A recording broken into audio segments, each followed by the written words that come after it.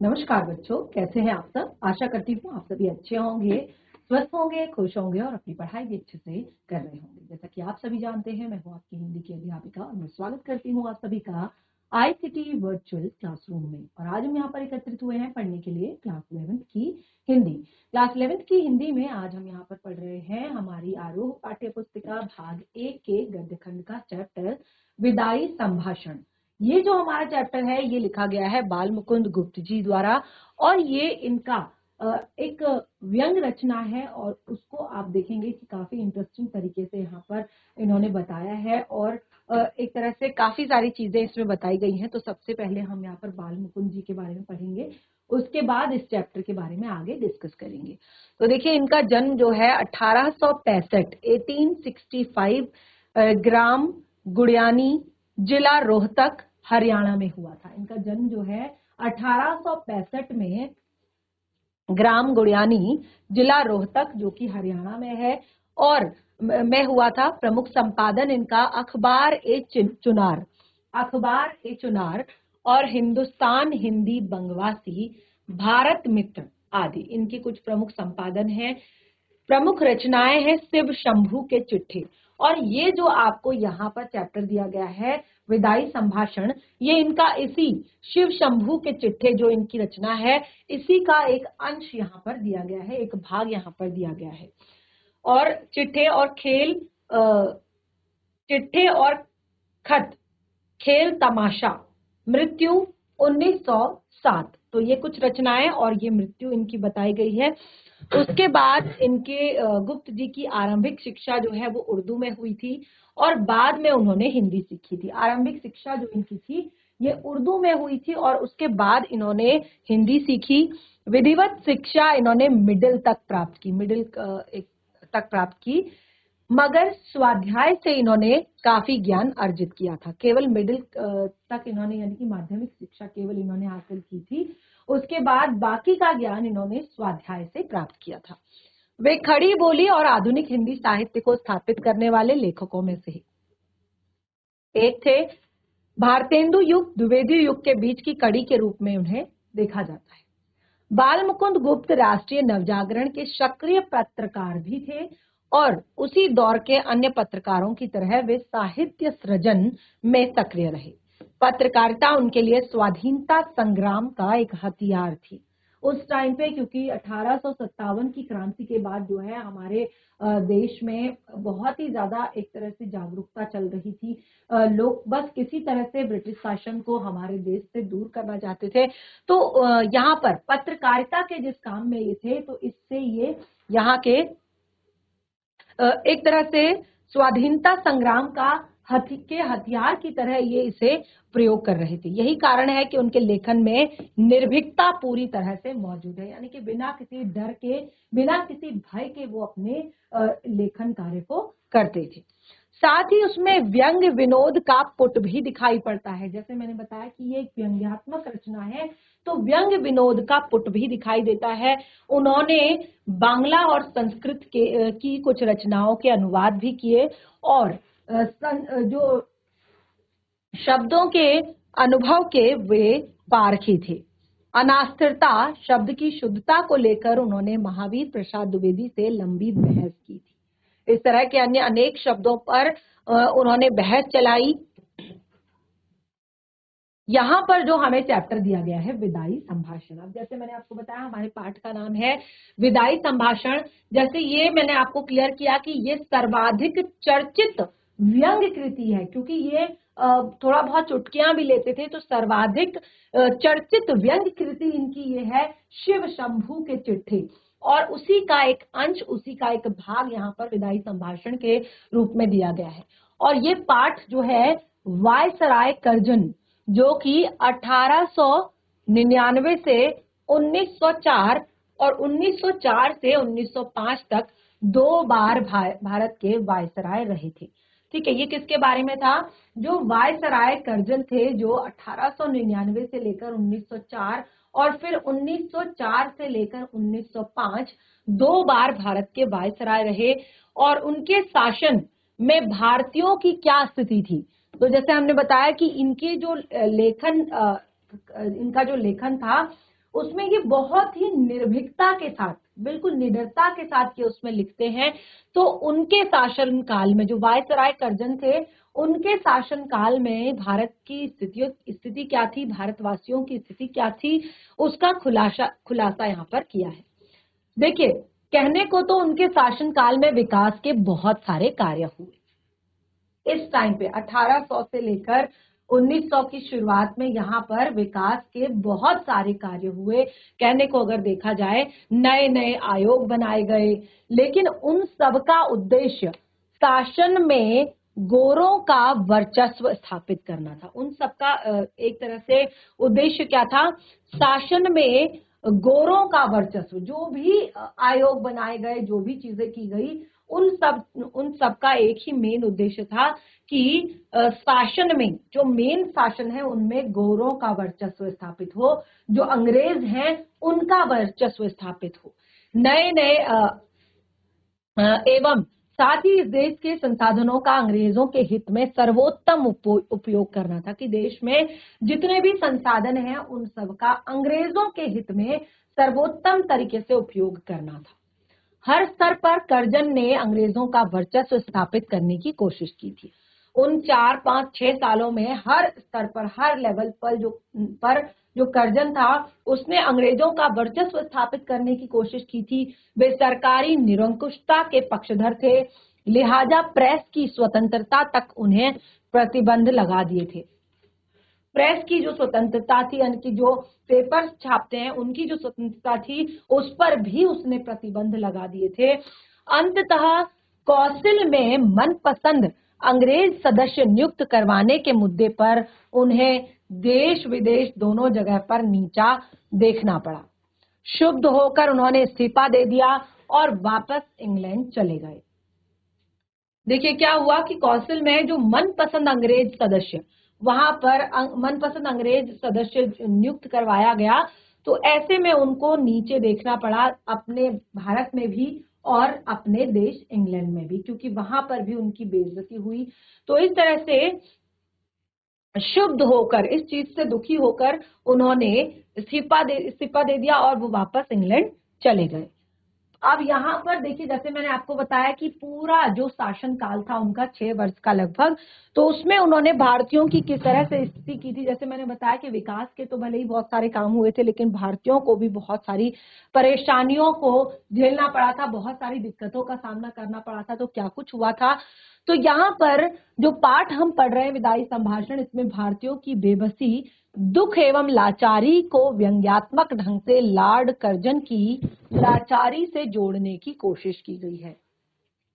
उस टाइम पे जिस तरह से भारतीयों की स्थिति थी, जिस तरह से भारतीय जो है बेबस थे, दुखी थे, लाचार थे, तो उसको एक व्यंग्यात्मक ढंग से लॉर्ड कर्जन की जो बेबसी थी, लाचारी थी, उससे जोड़ने की कोशिश की है। और साथ ही यह दिखाने की कोशिश की है कि शासन की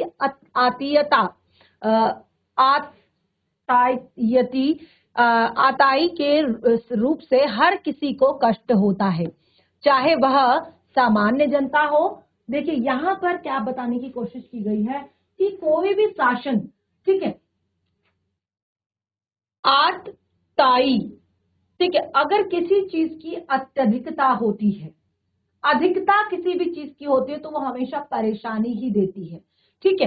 तो फिर चाहे वो आम जनता हो, फिर लॉर्ड कर्जन जैसा वायसराय, यह उस समय लिखा गया गद्य नमूना है जब प्रेस पर पाबंदी का दौर चल रहा था। अब देखिए, ये उन्होंने रचना तब रची थी, लिखी थी, जब प्रेस पर लॉर्ड कर्जन ने पाबंदी लगाई हुई थी, क्योंकि वो अपने लेखों को उस टाइम पे नहीं लिख सकते थे उनमें अखबारों में। तो इसीलिए उन्होंने ऐसी स्थिति में विनोद प्रियता, चुलबुलापन, संजीदगी, नवीन भाषा प्रयोग, रवानगी के साथ यह एक ऐसा साहसिक गद्य नमूना पेश किया।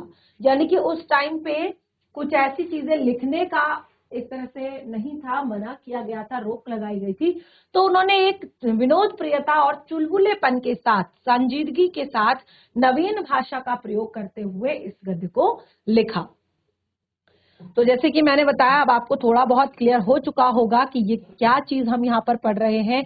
विदाई संभाषण, चैप्टर का नाम इसीलिए यहाँ पर विदाई संभाषण दिया है कि किस तरह से लॉर्ड कर्जन की जो है विदाई यहाँ से हुई, कैसी कंडीशंस उस टाइम पे बनी, और इसीलिए इसका चैप्टर का नाम विदाई संभाषण दिया है। माय लॉर्ड, अंत को आपके शासनकाल का इस देश में अंत हो गया। अब ये किसको लिख रहे हैं? ये लॉर्ड कर्जन को लिख रहे हैं, क्योंकि उस टाइम पे न्यूज़पेपर में ये सारी चीजें नहीं छाप सकते थे, लेकिन उन्होंने इस तरह से इसको लिखा। तो उन्होंने कहा, माय लॉर्ड, अंत को आपके शासनकाल का इस देश में इस तरह से अंत हुआ। अब आप इस देश से अलग होते हैं, इस संसार में सब बातों का अंत है। अब आप इस देश से अलग होते हैं, यानी कि अब आपको इस देश से अलग किया जाता है। और क्योंकि संसार में हर चीज का अंत होता है, कितनी भी ज्यादा एक तरह से बुराई हो जाए, कभी ना कभी उसका अंत जरूर होगा। हर चीज नश्वर है, हर चीज खत्म होने वाली है। और इसके अलावा जैसे मैंने कहा कि सुख और दुख ये भी परमानेंट नहीं है, कुछ भी यहाँ पर स्थिर नहीं है।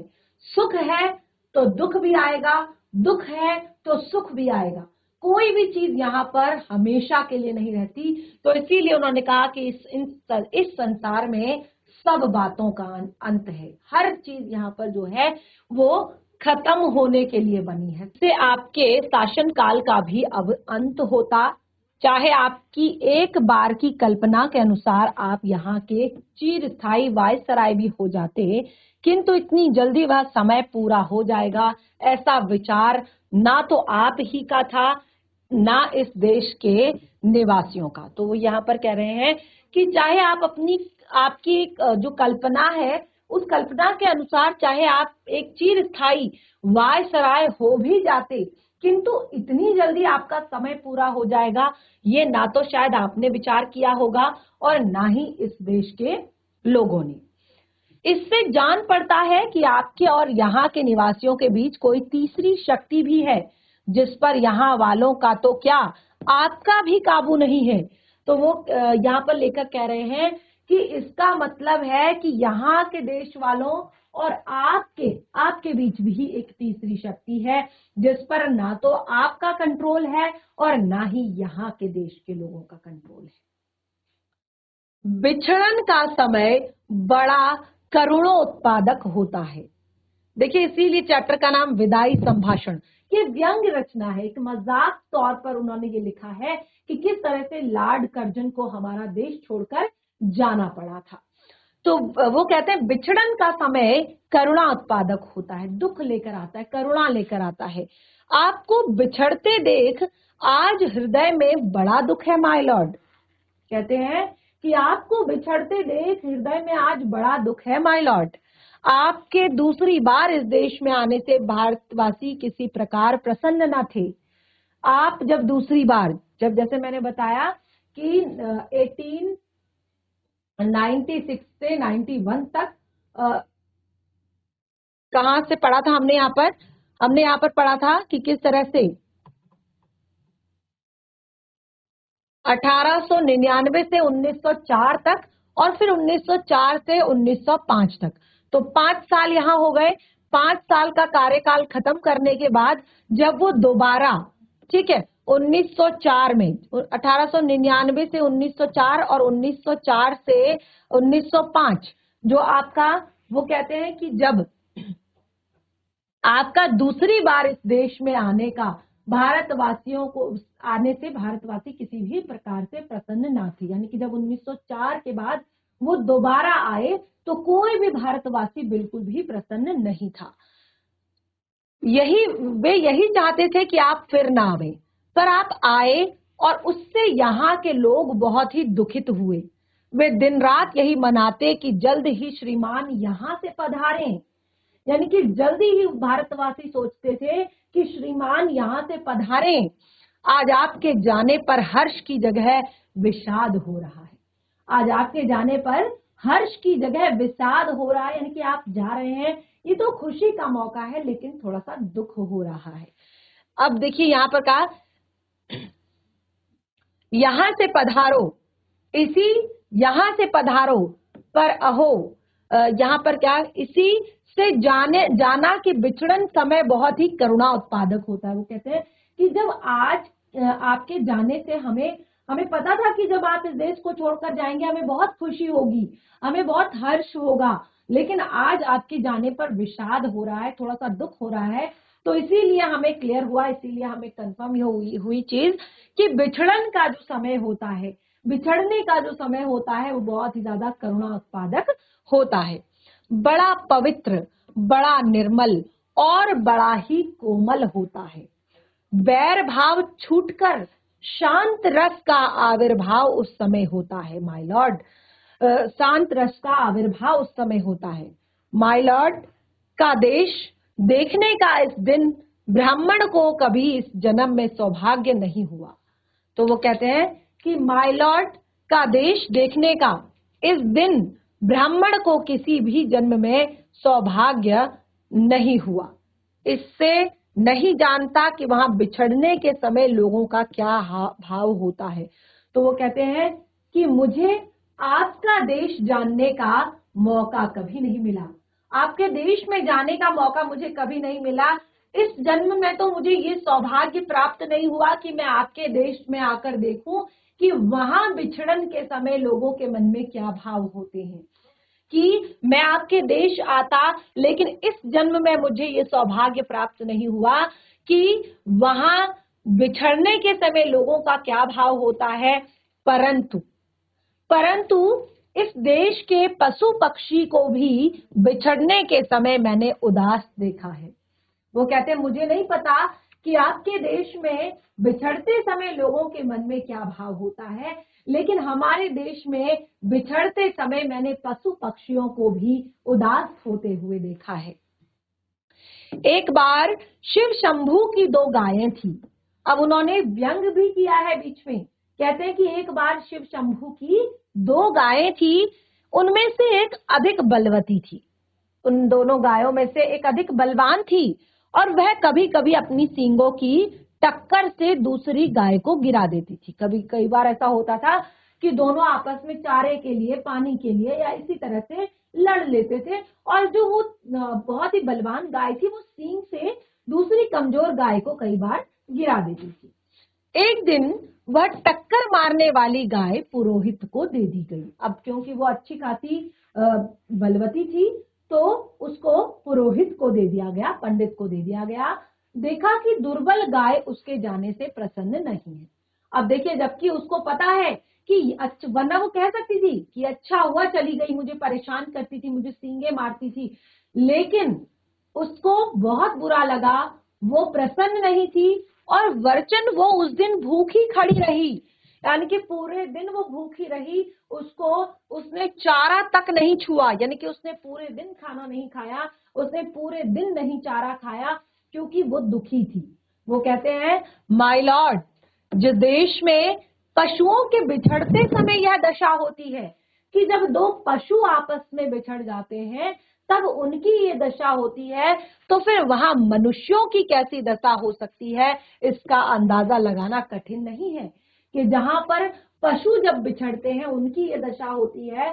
तो जबकि वो उसको सींग मारती थी, वो उसको परेशान करती थी, अगर वो चाहती तो वो खुश हो जाती कि अच्छा होगा, अब इसके हिस्से का खाना भी मुझे मिलेगा, या वो मुझे रोज परेशान करती थी तो अब मुझे कोई परेशान नहीं करेगा। लेकिन वो बहुत दुखी हुई उस गाय के चले जाने से। तो वो कहते हैं जिस देश में लोग पशुओं के बिछड़ने के समय अगर ये दशा होती है तो वहां जब मनुष्य बिछड़ते होंगे तो उस बात का अंदाजा लगाना कठिन नहीं है कि कितना दुख होता होगा। तो कहते हैं आगे भी इस देश में जो प्रधान शासक आए, अंत में उनको जाना पड़ा। आपका जाना भी परंपरा की चाल से कुछ अलग नहीं है, यानी कि अभी तक इस देश में जितने भी प्रधान शासक आए हैं आपकी तरफ से सबको जाना पड़ा है। तो आपका जाना भी कुछ अलग नहीं है, कुछ हटकर नहीं हो रहा है। तथापि आपके शासनकाल का नाटक घोर दुखांत है। वो कहते हैं कि आपके शासन काल का जो नाटक है वो घोर दुखांत है। बहुत परेशानी, बहुत दुख, बहुत कष्ट लोगों ने झेले थे लॉर्ड कर्जन के शासन काल में। वो कहते हैं और अधिक आश्चर्य की बात यह है कि दर्शक तो क्या, स्वयं सूत्रधार भी नहीं जानता कि उसने जो खेल सुखांत समझकर खेलना प्रारंभ किया था वह दुखांत हो जाएगा। जिससे आदि में सुख था, मध्य में सीमा से बाहर सुख था, उसका अंत ऐसे घोर दुख के साथ कैसे हुआ। आह! घमंडी खिलाड़ी समझता है कि दूसरों को अपनी लीला दिखाता हूं, किंतु पर्दे के पीछे एक ही लीलामयी की लीला हो रही है और उसे यह खबर नहीं है। क्या बहुत ही सुंदर उन्होंने व्यंग यहाँ पर किया है। वो कह रहे हैं कि आपका जो शुरुआत थी, आपके शासन की जो शुरुआत थी वो काफी सुखद थी। आपके शासन का जो मध्यकाल था वो और भी ज्यादा सुखद था, लेकिन अंत इतना बुरा होगा ये किसने सोचा था। एक खिलाड़ी जो होता है वो सोचता है कि मैं सबको अपनी लीला दिखाऊंगा, मैं सबको अपनी कर्तव्य दिखाऊंगा, लेकिन जो एक लीलामयी पर्दे के पीछे बैठा हुआ है, जो सबकी लीला चला रहा है, उसके बारे में बताया कि यहाँ पर तो किसी और लीलामयी की लीला हो रही है, यहाँ पर तो किसी और की लीला हो रही है, उसे यह खबर तक नहीं है। ये किसी को नहीं पता कि वो आगे क्या करने वाला है, आगे किस तरह का समय आने वाला है, किस तरह से आपका जो सुख था वो दुख में बदल जाएगा, आपके इतने सुखी शासन काल का अंत जो है वो दुखांत होगा, ये किसने सोचा था। इस बार बंबई में उतरकर माय लॉर्ड, आगे कहते हैं कि इस बार बंबई में उतरकर माय लॉर्ड आपने तो इरादे जाहिर किए थे, जरा देखिए तो उनमें से कौन कौन से पूरे हुए हैं। वो कहते हैं इस बार जब आप मुंबई में उतरे थे तो आपने बहुत सारे इरादे जाहिर किए थे, बहुत सारी चीजें आपने कही थी कि अब ये किया जाएगा, अब वो किया जाएगा, अब ऐसा किया जाएगा, अब वैसा किया जाएगा। तो कहते हैं कि जरा देखिए तो उनमें से कौन कौन से पूरे हुए हैं। आपने कहा था कि यहाँ से जाते समय भारतवर्ष को ऐसा कर जाऊंगा कि मेरे बाद आने वाले बड़े लाटों को वर्षों तक कुछ ना करना पड़ेगा। तो उन्होंने कहा कि आपने तो कहा था कि यहाँ से जाते वक्त मैं भारत को ऐसा करके जाऊंगा कि मेरे बाद जितने भी लाट साहब आएंगे उनको कुछ नहीं करना पड़ेगा, वे कितने ही वर्षों तक सुख की नींद सोते रहेंगे। किंतु यह बात तो उल्टी हो गई, ये बात तो उल्टी हो गई, क्योंकि आप तो खुद ही दुखी हो गए। आपको स्वयं इस बार बेचैनी उठानी पड़ी है और इस देश में जैसी अशांति आप फैला कर चले हैं उसके मिटाने में आपके पद पर आने वालों को न जाने कब तक नींद और भूख हराम करनी पड़ेगी। यानी कि जितनी अशांति आपने इस देश में फैलाई है उन सबको मिटाने के लिए आपकी जगह पर आने वाले जितने भी लाड हैं, जितने भी आपके लोग हैं, उन्हें न जाने कितनी नींदें और भूखें यहाँ से हराम करनी पड़ेंगी। इस बार आपने अपना बिस्तर गरम राख पर रखा है। क्या कहा कि इस बार आपने अपना बिस्तर गरम राख पर रखा है और भारतवासियों को गरम तवे पर पानी की बूंदों की भांति नचाया है। आपने भारतवासियों को गरम तवे पर जिस तरह से पानी की बूंदें नाचती हैं उस तरह से नचाया है और आप स्वयं भी खुश न हो सके और यहाँ की प्रजा को सुखी न होने दिया। इसका लोगों के चित्त पर बड़ा ही दुख है। यानी कि ना तो आप कभी खुद खुश रहे और ना ही आपने यहाँ की प्रजा को कभी सुखी होने दिया। भारत की जनता में, भारत के लोगों के चित्त पर इसका बड़ा दुख है। तो क्या कहा है आगे, विचारिए तो कि क्या शान आपकी इस देश में थी और अब क्या हो गई है। कितने ऊंचे होकर भी आप नीचे गिर गए हैं। अलिफ लैला के अलाउद्दीन ने चिराग रगड़कर और अबुल हसन ने बगदाद के खलीफा की गद्दी पर आंख खोलकर वह शान नहीं देखी जो दिल्ली दरबार में आपने देखी। आपकी और आपकी लेडी की कुर्सी सोने की थी और आपके प्रभु महाराज के छोटे भाई और उनकी पत्नी की चांदी की। आप दाहिने थे, वो बाएं, आप प्रथम थे, वो दूसरे। इस देश में सब रईसों ने आपको पहले सलाम किया। इस देश के सब रईसों ने आपको सलाम पहले किया और बादशाह के भाई को पीछे। जुलूस में आपका हाथी सबसे आगे और सबसे ऊंचा। होदा चवर छत्र आदि सब बढ़ चढ़ कर थे। सारांश यह है कि ईश्वर और महाराज एडवर्ड के बाद इस देश में आपका ही एक दर्जा था, किंतु अब देखते हैं कि जंगी लाट के मुकाबले आपने पटखानी खाई। सिर के बल नीचे आ रहे आपके स्वदेश में वहीं ऊंचे माने गए आपको साफ नीचे देखना पड़ा। पद त्याग की धमकी से भी ऊंचे न हो सके कि आप कभी एक तरह से पद से इस्तीफा देने के धमकी से भी आप ऊंचे ना हो सके। आप बहुत धीर गंभीर और प्रसिद्ध थे। आप बहुत धीर गंभीर और प्रसिद्ध थे। उस सारी धीरता गंभीरता का आपने इस बार कौशल बेकानूनी कानून पास करते और कन्वोकेशन वक्तव्यता देते समय दिवाला निकाल दिया। यह दिवाला तो इस देश में हुआ। वो कहते हैं कि यह दिवाला तो इस देश में हुआ, उधर विलायत में आपके बार बार इस्तीफा देने की धमकी ने प्रकाश कर दिया कि जड़ें हिल गई हैं। बार बार जो आपने इस्तीफा देने की धमकी उन्हें दी, तो इससे उन्हें क्लियर हो गया कि जड़ें हिल गई हैं और अंत में वहां भी आपको दिवालिया होना पड़ा। और धीरता गंभीरता के साथ दृढ़ता को भी तिलांजलि देनी पड़ी। धीरता गंभीरता के साथ दृढ़ता को भी तिलांजलि देनी पड़ी। इस देश के हाकिम आपकी ताल पर नाचते थे। राजा महाराजा डोरी हिलाने से सामने हाथ बांधे हाजिर होते थे। आपके एक इशारे से प्रलय होती थी। कितने राजों को मिट्टी के खिलौने की भांति आपने तोड़ फोड़ डाला। कितने ही मुट्ठी काट के खिलौने आपने कृपा के जादू से बड़े बड़े पदाधिकारी बन गए। आपके इस इशारे से देश में शिक्षा पायमाल हो गई, स्वाधीनता उड़ गई, बंग देश के सिर पर आरह रखा गया। आह, इतने बड़े माइलॉर्ड का यह दर्जा हुआ कि फौजी अफसर उनके इच्छित पद पर नियत न हो सका और उसको उसी गुस्से के मारे इस्तीफा दाखिल करना पड़ा। वह मंजूर हो गया।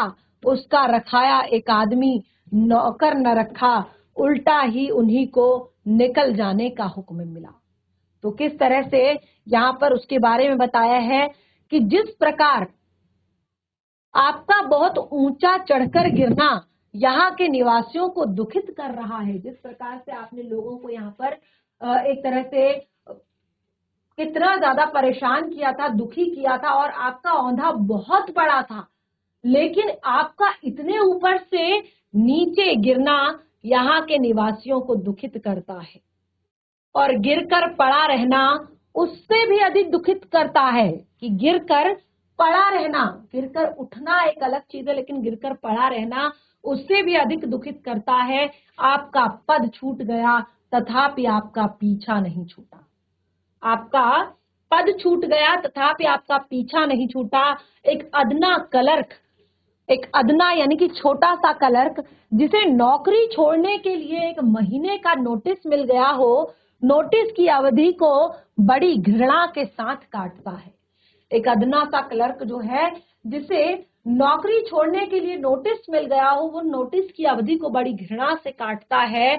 आपको इस समय अपने पद पर रहना कहाँ तक पसंद है, यह आप ही जानते होंगे। अपनी दशा पर आपको कैसी घृणा आती है, इस बात के जान लेने का इन देशवासियों को अवसर नहीं मिला। पर पतन के पीछे इतनी बड़ी उलझन में पड़ते उन्होंने किसी को नहीं देखा। माय लॉर्ड, आप एक बार अपने कामों की ओर ध्यान दीजिए। देखिए किस तरह से उनको एक एक चीज याद दिलाई जा रही है, एक व्यंग के माध्यम से, एक चुटकी के माध्यम से, कि किस तरह से उन्होंने हमारे देश के लोगों को परेशान किया, दुखी किया, और आज किस तरह से उनकी दशा हो रही है। तो कहते हैं, माय लॉर्ड, एक बार अपने कामों की ओर ध्यान दीजिए। आप किस काम को आए थे और क्या कर चले। शासक प्रजा के प्रति कुछ तो कर्तव्य होता है, यह बात आप निश्चित मानते होंगे। सो कृपा करके बतलाइए, क्या कर्तव्य आप इस देश की प्रजा के साथ पालन कर चले। क्या आंख बंद करके मनमाने हुक्म चलाना और किसी की कुछ न सुनने का नाम ही शासन है। देखिए यहां पर क्या कहा है कि यहाँ पर कृपा करके बतलाइए कि क्या कर्तव्य आप इस देश की प्रजा के साथ पालन कर चले। कौन से कर्तव्यों का आपने पालन किया इस देश की प्रजा के साथ? क्या आंख बंद करके मनमाने हुक्म चलाना और किसी की कुछ न सुनने का नाम ही शासन है? क्या प्रजा की बात पर कभी कान न देना और उसको दरबाकर उसकी मर्जी के विरुद्ध जिद से काम किए जाना, क्या यही शासन है? एक काम तो ऐसा बतलाइए जिससे आपने जिद छोड़कर प्रजा की बात पर ध्यान दिया हो। कैसर और जार भी घेरने घोटने से प्रजा की बात सुन लेते हैं, पर आप एक मौका तो बताइए जिसमें किसी अनुरोध या प्रार्थना सुनने के लिए प्रजा के लोगों को आपने अपने निकट फटकने दिया हो और उनकी बात सुनी हो। नीदर शाह ने जब दिल्ली में कत्लेआम किया, देखिए नीदर शाह के बारे में आपने क्लास 8 में पढ़ा होगा, जिसने बहुत बुरी तरीके से हमारे भारत में कत्लेआम उस टाइम पे किया था और किस तरह से भारत के जितने भी राजा थे उनका बिल्कुल सब कुछ छीन लिया था। एक तरह से दिल्ली को पूरी तरह से बर्बाद कर दिया था, पूरी तरह से खाली कर दिया था। तो उस टाइम की बात यहाँ पर कर रहे हैं और ये चैप्टर बहुत ही ज्यादा इंटरेस्टिंग है, काफी मजेदार है और काफी सारी चीजें यहाँ पर सीखने को मिल रही हैं एक चुटीले तरीके से। तो आगे इस चैप्टर को कंटिन्यू करेंगे हम अपने नेक्स्ट सेशन में। आज जो कुछ भी पढ़ा है उसे घर पर एक बार रीड करें। तब तक के लिए धन्यवाद। आपका दिन शुभ।